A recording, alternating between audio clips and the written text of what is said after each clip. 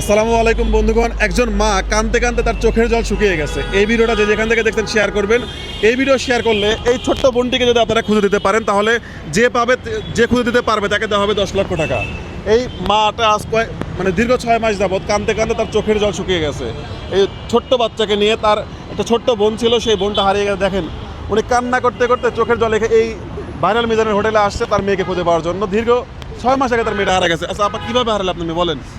আমার মেয়ে সারাদিন বাসায় মোবাইল দেখতো, তাকে বিকেলে খেলতে দিতাম। বাসার সামনে আমার মেয়ে খেলাধুলা করতো, সেখান থেকে নিখোঁজ। আমি আমার মেয়েকে খুঁজে পাচ্ছি না। আমি প্রশাসনের কাছে যেতে যেতে ক্লান্ত হয়ে গেছি। এখন বাংলাদেশের 18 কোটি মানুষের কাছে আমি কড়া নাড়তেছি। সবাই মিলে আমার ভিডিওটি শেয়ার করেন, আমার মেয়েকে খুঁজে দিন, আমার মেয়েকে খুঁজে দিন। সবাই মিলে চেষ্টা করলে আমি আমার মেয়েকে খুঁজে পাবো। বন্ধুগণ, উনি বলতে সবাই যদি আপনারা এই ভিডিওটা শেয়ার করেন এবং সবাই যদি মিলে চেষ্টা করেন, যদি কেউ দেখে থাকেন স্ক্রিনে দাও এই নাম্বারে যোগাযোগ করবেন। যদি এই মেয়েটাকে এই ফেসটা একটু দেখান। এটা কয় মাস আগের ছবি? 6 মাস আগের ছবি। 6 মাস আগের ছবি। দেখেন, ছোট্ট একটা ওনার ছেলে, ছোট্ট একটা ছেলে। তোমার আপু হারিয়ে গেছে, ওর নাম কি ছিল? রূপা আক্তার। যে এখানে কিন্তু ডিটেলস লেখা আছে। এবং এই ছোট্ট মেয়েটা, আচ্ছা যখন হারাইছে তখন ড্রেস কেমন ছিল পরে? আমার মেয়ের হাতা কাটা গোল ফ্রক ছিল, ওকে সাদা এমনিতে এবং খয়েরি। মানে কথা মতো সবকিছু বলতে পারে, আপনাদের নাম বলতে পারে? আমার মেয়ে সব কিছু বলতে পারে, আমার মেয়ে নাচতে পারে, গাইতে পারে। আমার মেয়েকে আমি 6 মাস ধরে দেখি না। আমার বুকটা বড় খালি লাগে। আমি একজন মা হিসেবে বাংলাদেশের 18 কোটি মানুষের কাছে অনুরোধ করছি, সবারই তো ভাই বোন সন্তান আছে, কাজে না থাকলে কতটা অসহায় লাগে। সবাই মিলে আমার মেয়েকে খুঁজে দিন, নাহলে তো আমি পাগল হয়ে যাব।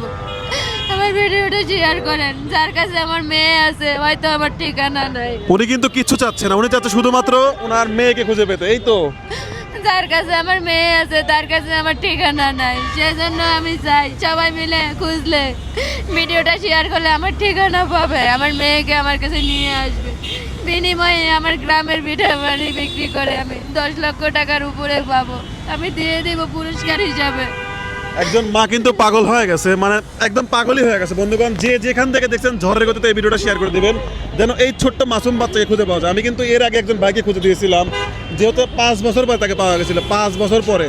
আজ কতদিন আমার মেয়ে এবং আমার প্রতি সবাই দয়া করেন। আমার ভিতরটা পুড়ে যাচ্ছে, জ্বলে যাচ্ছে। সন্তান হারানোর বেদনা এত কষ্ট আগে বুঝি নাই। সবাই মিলে একবার ভাবুন, সন্তান কাছে না থাকলে বুকটা কত খালি লাগে। আপনার সন্তান মনে করে, আপনার সন্তান মনে করে, আপনার মেয়ে মনে করে, যে যেখান থেকে দেখছেন, আপনি যদি একজন মা হয়ে থাকেন, যদি আপনি একজন বাবা হয়ে থাকেন, যদি একজন ভাই হয়ে থাকেন, তাহলে আপনার জায়গা থেকে এই ভিডিওটা শেয়ার করুন। এই ছেলে একা হয়ে গেছে, আমার মেয়ে হারিয়ে গেছে, আমার একমাত্র মেয়ে হারিয়ে গেছে। আমার একমাত্র ছেলে খেলা বোনের জন্য কাঁদে না?